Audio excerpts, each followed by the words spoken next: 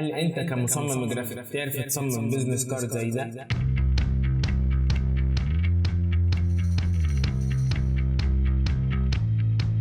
مساء الفل، ازيك يا مليونير؟ منك ليه؟ عاملين ايه؟ كويسين؟ في فيديو النهارده هنعرف ازاي صممنا البيزنس كارد اللي ظهر قدامكم ده دلوقتي. لو لسه ما اتفرجتش على السلسله بتاعت التصميم البيزنس كارد هسيبها لك في الاي اللي فوق واللينك بتاعها في الديسكربشن. فيلا بينا نشوف ازاي عملناه سوا. اول حاجه طبعا هبقى فاتح الفوتوشوب بتاعي، هروح على نيو فايل او كنترول ان، هخلي مقاساتي بالسنتيمتر خليها 10، هنا خليها 6 سم، وال 300 بكسل كل انش، والكلر مود هخليه CMYK كلر لان دي طباعه مش حاجه هتتعرض على الشاشات قلنا RGB التصميمات بتاعتنا زي السوشيال ميديا، لكن لو هنطبع يبقى CMYK. دوس كرييت وادوس Alt V، اروح على كلمه جايد لاينز واختار نيو جايد. في الاصدارات القديمه لو دوست على Alt VE كان بيطلع لك اللوحه دي على طول. الاصدار الجديد اتلغى الاختصار ده، تدوس Alt V بيطلع لك القائمه اللي هي بتاعت فيو وتختار منها جايد لاينز، قبل تسيب 2 من تحت وهي الثالث فوقيهم وتختار نيو جايد لاين. بعد ما انشأنا العمل بتاعنا هروح الاول اخلي المقاسات المسطره بالسنتيمتر عشان اعرف اشيل الاجزاء او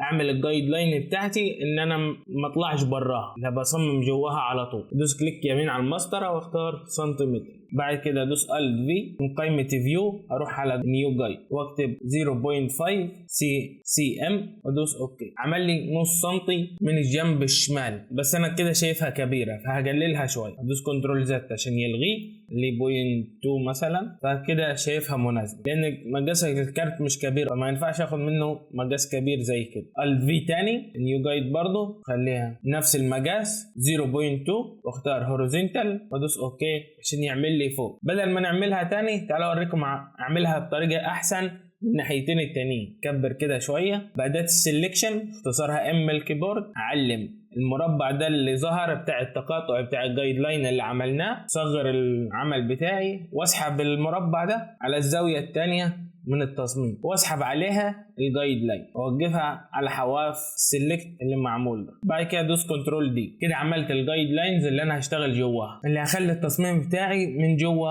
الحاجات دي ما اطلعش براها. هبدا بقى اصمم او قبل ما اصمم في حاجه بدات الموف تول وهروح اسحب خط افقي وراسي عشان اقسم العمل بتاعي في النص بالظبط. تلاقي الوقف كده في النص ما بيتحركش معاك، اعرف ان هو كده في النص فعلا، او قسمت العمل بتاعك افقي وراسي في النص بالظبط. هروح اعمل نيو لاير بأداة السلكت برضو اختصارها M الكيبورد، هعمل سلكت للجزء اللي تحت ده اروح اعملها بلون اسود. اعمل نيو لاير تاني واعمل سلكت فوق، بس مش هاخد النص كله، هاخد جزء بس صغير منه. اروح على الالوان هنا خليه لون احمر، كنترول باك سبيس عشان يملاه لي باللون الاحمر. التصميم بشكل بسيط وبسريع، لكن فيه هي الحته اهم حته في التصميم بتاع الكارت ده. تعال هوريها. احنا دلوقتي عندنا العمل بتاعنا مقسم 4 اجزاء، هناخد الجزء اليمين من تحت، اروح بأداة البين تول وابدا ارسم الشكل ده. دوس كده انزل كده بيها لتحت، حاول اخلي فيها دوران بالشكل ده. بعد كده امسك ده كله اعلمه كده وادوس ديليت انا واقف على اللاير اللي عملناه الاسود. فكده اتعمل جنب واحد، بيقول لي انت عملت جنب واحد ما عملتش جنبين. اقول لك اعمل ازاي جنب الثاني، بس في الاول في جزء هنا طلع زياده بعد القص، فبالسلكت كده وهبدا انزل تحت واحاول اخليه متساوي وادوس باك سبيس عشان يمسح. كده في الغالب بقي متساوي. هتقول لي طب انت عملت ناحيه واحده، انت هو كان معمول الناحيتين. بالسلكت برضه هعلم الجزء اللي انا خدته ده او اللي رسمته الاول واعمل له كنترول جي، دوس كنترول تي واعمل فليب هوريزونتال واخدها على الجنب الثاني. كده اتعمل معايا الشكل بدا يوضح شويه زي اللي كنت شفته الاول. هدمج اللايرين السود دول مع بعض، بعد كده اعمل لهم سيلكت واديهم لون اسود ثاني عشان اتاكد ان كلهم واخدين نفس اللون، مفيش فرق بين اللون ده واللون ده. بعد كده هروح على اداه الشيب، هختار اول شيب المستطيل وارسم مستطيل كده يغطي الشيب كله. استناه بس وهتجلي شويه، استناه يملاه. هنا هروح بقى اغير الفل بتاعه ده في القائمه اللي ظهرت دي او الاختصارات بتاعتها او الاعدادات بتاعت الشكل. هروح اغير لونه واخليه لون احمر، بس الاول هنزله الاول تحت اللاير بتاع الاسود بتاع اللون الاسود اللي عملناه تحت، وادوس الاول انتر. الجزء بتاع الاسود ده انا هعلم النص كامل اللي هو في الشكل وهعمله في لاير وحدي وهقول لكم ليه دلوقتي. عشان امسك الشيب اللي انا عملته واللير اللي انا قطعته نصين بتاع الجزء الاسود واعملهم محاذاه مع بعض عشان يبقوا في نص بعض بالظبط. امسك اعلم اللير بتاع الشكل او بتاع الشيب اللي انا حاطه من تحت واللير بتاع اللون الاسود واعمل لهم محاذاه في النص بالظبط. النص رأسي بس، افقي لا، افقي هيتضار تحتيه، انا مش عايزه يتضار، انا عايزه يبقى ظاهر. بعد كده اروح على الشيب الاسود الاحمر واروح على الاعدادات بتاعته تاني. في الدورانات دي كل ما اتغير هو الحواف بتاعته بتبقى دائريه، فانا هبدا اغير هنا لغايه ما اشوف حوافه هتظهر ازاي عشان تبقى بالشكل المناسب اللي انا عايزه يظهر معاي. كده لسه انا عايزها اكبر من كده، وخلي علامه القفل دي معموله عشان لما تكتب واحد بس يعمل لك على الاربع جهات بتاعته. طيب هو عشان هنا الشيب صغير فكل ما اديله رقم كبير ما بيعملهوش، بيقف عند 44. فايه العمل انك تكبر الشيب شويه او تكبر الشكل ده شويه. ادوس على القلب واصغر شويه من الجناب كده واطلع بيه لفوق، كبر بس شويه كده. وهنا معمول له ستروك اسود بس انا الستروك ده هلغيه، مش عايزه ستروك، انا عايزه يبقى لون بس. كنترول تي وهبدا اسحبه لتحت شويه عشان يكبر معايا وادوس له انت. بعد كده هبدا اكبر بقى الدورانات دي براحتي تاني، برضو لسه شايفها مش مناسبه. برضو هنا وقف فهضطر اكبره تاني، برضو اكبره شويه تاني، ممكن اصغره من هنا شويه واكبره لتحت شويه، اخلي هنا 80 مثلا، يعني كده شايفه مناسب. اكبر بس شويه الاول عشان اخليهم على نفس الخط هما الاثنين. كده انت التصميم بتاعك شبه خلص، مفيش غير انك هتكتب البيانات بتاعتك بس. فتعالوا نكتبها مع بعض بسرعه. اول حاجه اجيب بس الكيو ار احط في التصميم ادوس كنترول او عشان افتح ملفات من بره، اعلم على دول ادوس اوبن. انا هعوزهم كلهم، ده الكيو ار فانا اروح استعمله هو الاول، ده العمل بتاعي، هسحب الكيو ار عليه. بعد كده هقفل الكيو ار ده خلاص مش عايزه، كنترول تي وابدا اصغره واحطه في المكان اللي انا حابب احطه هنا كده، بس هصغره شويه عشان كده كبير، وخليه في الزاويه كده شكله حلو. ممكن اصغره برده شويه تاني بس كده شايفه مناسب وفي المكان المناسب بتاعه. ابدا بقى اكتب البيانات بتاعتي او بتاعت الشخص اللي انا عايز اعمل له الكارت. يعني انا اكتب هنا اسمي كده، الاسم هنخليه في النص هنا في نص المربع ده، حاولوا تكبروه شويه، كنترول تي واكبره. هروح هنا على قائمه اعدادات الكاركتر او قائمه اعدادات التكست. لو مش ظاهره عندك هتروح على ويندو تختار كاركتر، هنا ظهرت لك هنا. لو مش ظاهره عندك هتعمل الخطوه دي، لو ظاهره عندك خلاص تمام. انا اختار الخط بتاعي روبوت واختاره روبوت بلاك عشان ده خط تخين وانا عايز البيانات تبقى واضحه. في حاجه في تصميمات البيزنس كارد او الكروت الشخصيه لازم الخطوط تبقى واضحه وتخينه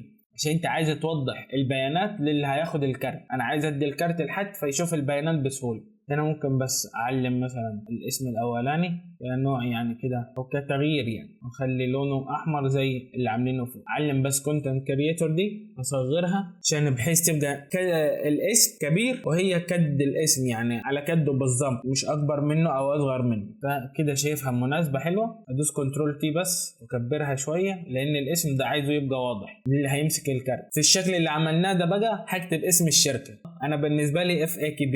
كبرها بقى على قد ما تقدر عشان تبقى ظاهره. لو حابب توسطنها بقى في نص العمل اللي انت عامله او في نص الشيب اللي عملناه وقعدنا نكبر ونصغر فيه كتير، علم التكست بتاع اللير، التكست بتاع FAKB اللي هو اسم الشركه مع الشيب اللي عملناه واعمل لهم محاذاه رأسيه عشان يبقى في النص بالظبط. واروح على FAKB واديها لون ابيض عشان تبقى واضحه اكتر، يبقى شكلها احلى. بعد كده هروح على المكان ده او التليفونات، اعلم الجزء الابيض ده بالسلكشن تول وامسح عشان تبقى هي حره، ما اخدش غير علامه السماعه بس. دوس على علامه السماعه كنترول تي والت وابدا اصغرها. انا اعمل لها سيلكت بكنترول وادوس على اللير نفسه، وهنا خلي لونها ابيض، خليها في المكان ده مثلا. هنا اسحب الموقع او الجيميل برضو اعملها سيلكت، اعملها لون ابيض كنترول تي وابدا اصغرها برضو شويه تاني كده، احركها خليها هنا كده تحت التليفونات. قاعد بعد كده المكان او الموقع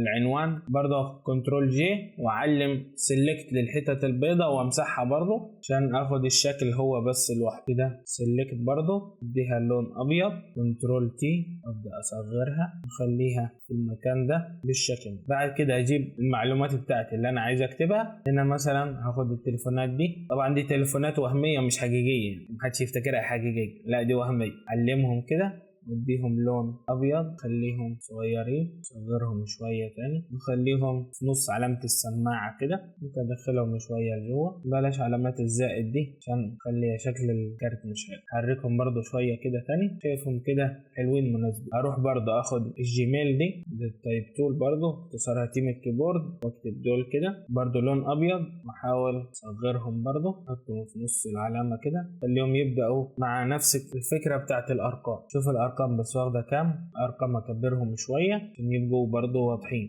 اتفقنا عايزين البيانات تبقى واضحه. وهنا دول خليهم نفس المقاس برضو، معلمهم خليهم عاملين محاذاه في البدايه مع بعض، او ممكن اصغر الجيميل شويه بحيث يبقى الارقام وهو واخدين نفس المساحه. او بعد كده اروح على الموقع او العنوان، ادوس تايب تول واكتب العنوان بتاعي، خليه محاذاه على الشمال. ممكن هنا اكبره شويه على اساس هو في لاير وحده او في جنب وحدي، واختار في من الكيبورد، حطه في نص العمل برضو كده، برضو خليه في نص علامة الموقع كده. اول وش من الوشوش بتاعت الكارت بتاعنا خلص التصميم بتاعها. هدوس شيفت كنترول اس سيفه بي اس دي، وشيفت كنترول اس سيف كوبي، واختار جي بي جي. يبقى حفظت منه نسخة جي بي جي والنسخة بي اس دي عشان لو حبيت اعدل فيها فيما بعد. كده خلصنا تصميم اول وش من الكارت بتاعنا. هنروح نصمم الظهر بتاعه بقى عشان يبقى وش وظهر، ما يبقاش وش واحد. هدوس كنترول ان برضو واختار نفس مقاسات العمل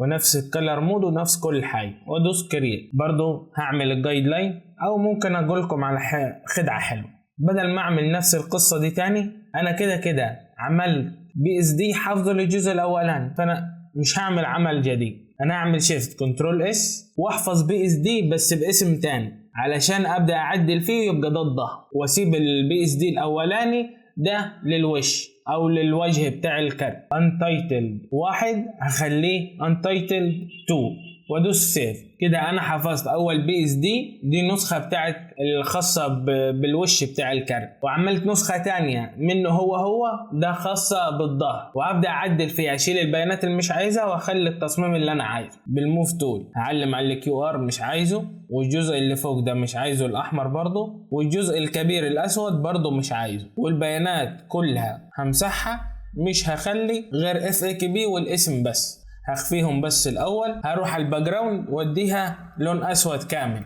كلها تبقى باللون الاسود. والجزء الكبير ده اللي تحت اللي مع الشكل هخليه هو باللون الاحمر، خلي الاسود ده احمر كده، وادوس كنترول باك سبيس باك سبيس اسف عشان يبقى احمر. هروح على الشيب بقى، يفتح لي الخصائص بتاعته او الاعدادات بتاعته، او اخليه اعمل له ريسترايز لاير واعمل له سيلكت واعمله باللون الابيض.